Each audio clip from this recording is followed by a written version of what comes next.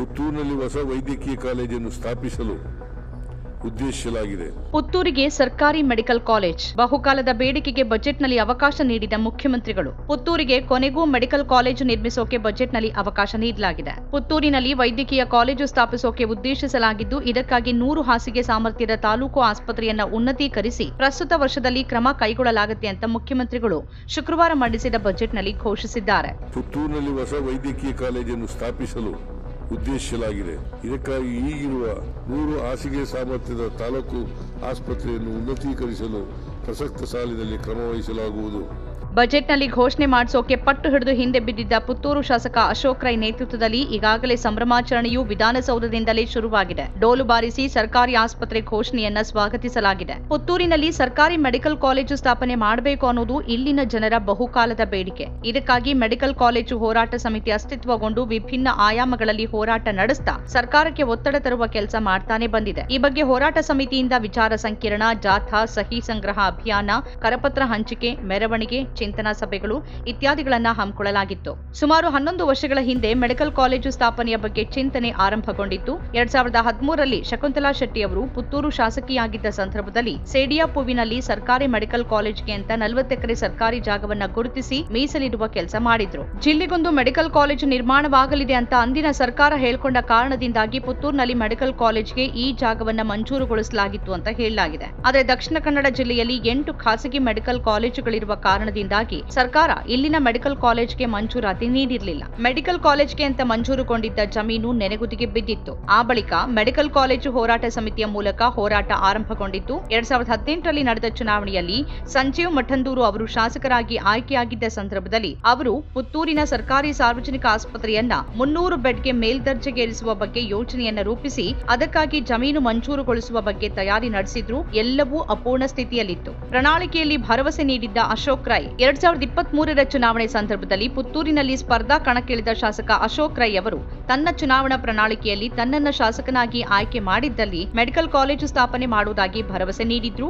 ಆ ಚುನಾವಣೆಯ ಸಂದರ್ಭದಲ್ಲಿ ಮೆಡಿಕಲ್ ಕಾಲೇಜು ಸ್ಥಾಪನೆಯು ಪುತ್ತೂರಿನ ಸಾರ್ವಜನಿಕರ ಬಹುಮುಖ್ಯ ಬೇಡಿಕೆಯಾಗಿ ಮೂಡಿಬಂದಿತ್ತು. ಬಳಿಕ ಈ ಬಗ್ಗೆ ಶಾಸಕ ಅಶೋಕ್ ರೈ ನಿರಂತರ ಪ್ರಯತ್ನಗಳನ್ನ ನಡೆಸ್ತಾನೆ ಬಂದಿದ್ರು. 2024ರ ಬಜೆಟ್ನಲ್ಲಿ ಮೆಡಿಕಲ್ ಕಾಲೇಜು ಘೋಷಣೆ ಆಗತ್ತೆ ಅಂತ ಗಟ್ಟಿಯಾಗಿ ನಂಬಲಾಗಿತ್ತು. ಆದರೆ ಮಂಜೂರಾಗಿರಲಿಲ್ಲ. ನಂತರದ ಬೆಳವಣಿಗೆಗಳಲ್ಲಿ ಶಾಸಕ ಅಶೋಕ್ ರೈ ಅವರು 2025ರ ಬಜೆಟ್ನಲ್ಲಿ ಮೆಡಿಕಲ್ ಕಾಲೇಜು ಘೋಷಣೆ ಮಾಡದೇ ಇದ್ದಲ್ಲಿ ಸಾರ್ವಜನಿಕರೊಂದಿಗೆ ಪುತ್ತೂರಿನಿಂದ ಬೆಂಗಳೂರಿಗೆ ಪಾದಯಾತ್ರೆ ನಡೆಸುವುದಾಗಿ ಪತ್ರಿಕಾ ಹೇಳಿಕೆಯನ್ನು ನೀಡಿದ್ರು. ಆ ಸಂದರ್ಭದಲ್ಲಿ ಮುಖ್ಯಮಂತ್ರಿಗಳು ಅವರಿಗೆ ಮುಂದಿನ ಬಜೆಟ್ನಲ್ಲಿ ಘೋಷಣೆ ಮಾಡುವ ವಿಶ್ವಾಸವನ್ನ ನೀಡಿದ್ರು. ಇದೀಗ ಬಜೆಟ್ನಲ್ಲಿ ಮೆಡಿಕಲ್ ಕಾಲೇಜು ಘೋಷಣೆಯಾಗಿದೆ. ಮೆಡಿಕಲ್ ಕಾಲೇಜು ಮಂಜೂರಾತಿ ಆಗಬೇಕಿದ್ದಲ್ಲಿ ಅದಕ್ಕೆ ಪೂರಕವಾಗಿ 300 ಬೆಡ್ಗಳ ಆಸ್ಪತ್ರೆಯ ಅಗತ್ಯ ಇದೆ.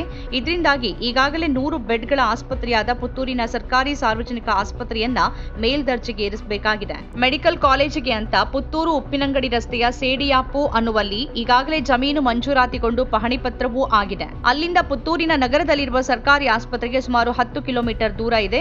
ಈ ಆಸ್ಪತ್ರೆಯನ್ನ ಮೇಲ್ದರ್ಜೆಗೇರಿಸುವ ಬಗ್ಗೆ ಹಿಂದಿನ ಶಾಸಕ ಸಂಜೀವ್ ಮಠಂದೂರ್ ಅವರು ಸರ್ಕಾರಕ್ಕೆ ಪ್ರಸ್ತಾವನೆಯನ್ನ ಸಲ್ಲಿಸಿದ್ರು. ಅಲ್ಲದೆ ಆಸ್ಪತ್ರೆಯ ಸುತ್ತಮುತ್ತಲಿನ ಸುಮಾರು 6 ಎಕರೆ ಜಮೀನು ಆಸ್ಪತ್ರೆಯ ಹೆಸರಿಗೆ ಮಂಜೂರುಗೊಳಿಸುವ ಕೆಲಸವನ್ನೂ ಮಾಡಿದ್ರು.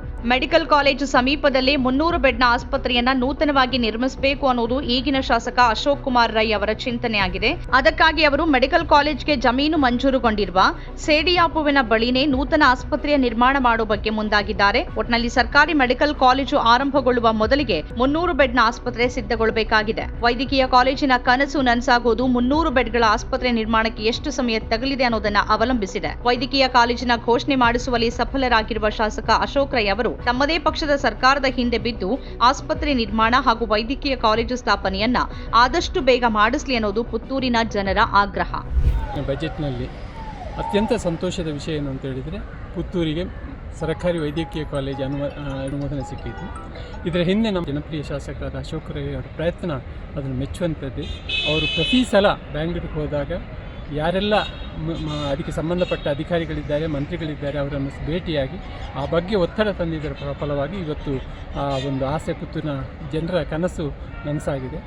ಇದು ಶಕುಂತಲಾ ಶೆಟ್ಟಿಯವರು ಶಾಸಕರಾಗಿದ್ದಾಗ ಅದಕ್ಕೆ 40 ಎಕರೆ ಜಾಗವನ್ನು ನಂತರ ಆಸ್ಪತ್ರೆಯ ಹೋರಾಟ ಸಮಿತಿಯ ಮೂಲಕ ಒಂದು ಥರ ಜನರನ್ನು ಒಗ್ಗೂಡಿಸುವಂಥ ಕೆಲಸವನ್ನು ಮಾಡಿ ಅದಕ್ಕೆ ಮಹಾಲಿಂಗೇಶ್ವರನ ಅನುಗ್ರಹವನ್ನು ನಮ್ಮ ಶಾಸಕರು ಕಾರಣದಿಂದ ಇದ್ದೇನೆ. ಅಶೋಕ್ ರೈ ಅವರು ಅಲ್ಲದೇ ಇದ್ದರೂ ಖಂಡಿತ ಇದು ಆಗ್ತಾ ಇರಲಿಲ್ಲ ಅಂತ ಹೆಮ್ಮೆಯಿಂದ ಹೇಳ್ತಾ ಇದ್ದೇನೆ. ಅದಕ್ಕಾಗಿ ನಾನು ಹೃತ್ಪೂರ್ವಕವಾಗಿ ಅಶೋಕ್ ರೈ ಅವರನ್ನು ನಮ್ಮ ಸರ್ಕಾರಿ ವೈದ್ಯಕೀಯ ಕಾಲೇಜಿನ ಹೋರಾಟಕ್ಕೆ ಅವರು ಅಭಿನಂದನೆ ಮತ್ತು ಶ್ರೀ ಮಾಲಿಂಗೇಶ್ವರ ದೇವರು ಅವರಿಗೆ ಯಾವತ್ತೂ ಅನುಗ್ರಹವನ್ನು ಕೊಡಲಿ ಅಂತೇಳಿ ಕೂಡ ಬೇಡ್ತಾ ಇದ್ದೇನೆ.